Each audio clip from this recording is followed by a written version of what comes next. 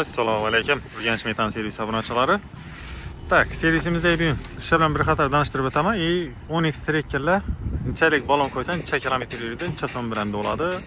Shular bo'yicha bir qator gaplashib o'tsak. Tak.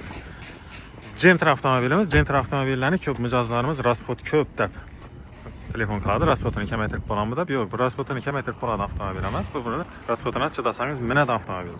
Avtomobilimizda xudo xolasa metan uстановка qilib yo'q, har endi boshimiz ekan. Uстановка jarayoni har endi davom etadi. Endi qiqamiz mashina. Full komplektatsiyada 4-pokoleniya bilan xudo xolasa korobka motor plastiklar bilan cho'tkati ishlarni qilib boramiz. Tak. Cobalt avtomobilimiz remont ekan ekan. Trekker 2 avtomobil. Avtomobilimizda propon uстановка qiqqanmiz. Zapas kanallarni shumkalarni qilib, xudo xolasa 47 litrlik Belarus balon bilan uстановkalarni qilib boramiz. 47 litrlik balondan poложенный 40 litr, ya'ni 80% dan gaz solish mumkin. 40 litr gaz solsangiz 250 ming so'm bilan doladi. Shaharning ichida 350 dan 500 kilometrdan o'rtacha yurib turibdi proponda. Atak metan uстановка qilsangiz, bir dona 75 litrlik uстановка qilsangiz oladi. 80 ming so'm bilan doladi. 250 dan 300 dan shaharning ichida metanda yurib turibdi. Gentra avtomobillarimiz 90 litrlik bilan shaharning ichida 180-190, maksimum 200 kilometr avtomatlari yurib turibdi. 100 ming so'm bilan doladi 90 liklar. Motor qismini xudo xolasa full komplektatsiyada oboradinalarni uстановка qilib boramiz. Hali endi boshlanadi ekan bular. Uстановка jarayoni bo'lib turgan avtomobillardan tanishtirib o'tsak. Hyundai Creta avtomobili 3 dan 30 litrlik bilan uстановка qilinib turibdi. 3 dan 30 litrligimiz 90 lik oladi. 90 lik balonimiz 100 ming so'm bilan doladi. Shaharning ichida xudo xolasa 250-300 kilometr atrofida yurib boradi.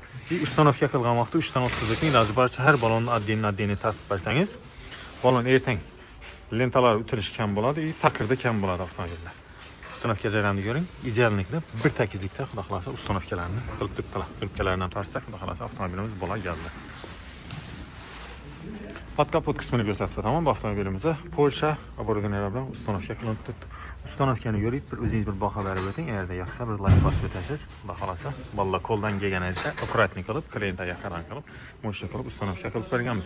Bu mijozimiz avvaldan klientimiz Kia Sportage avtomobilidan uстановка qilib berganmiz.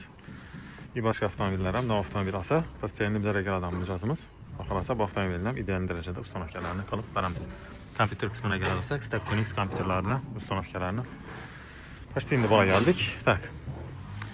10x avtomobilni 75 litrlik balon qo'ysangiz, o'rtacha shaharning ichida 250 dan 300 kilometrdan yurib turibdi. Avtomat mexanikalikka qarab 75 litrlik balonimiz 80 ming so'm bilan doladi. Xudo xolasa 250 kilometr o'rtacha yurib bersam, moshni cho'kib yuradi. Avtomobilimiz Premier. Avtomobilimizda Yevropa gaz brendi ostida ishlab chiqarilgan bo'lalar bilan uстановка qilib turibmiz. Reduktorimiz italyanskiy AT12 reduktor bo'ladi.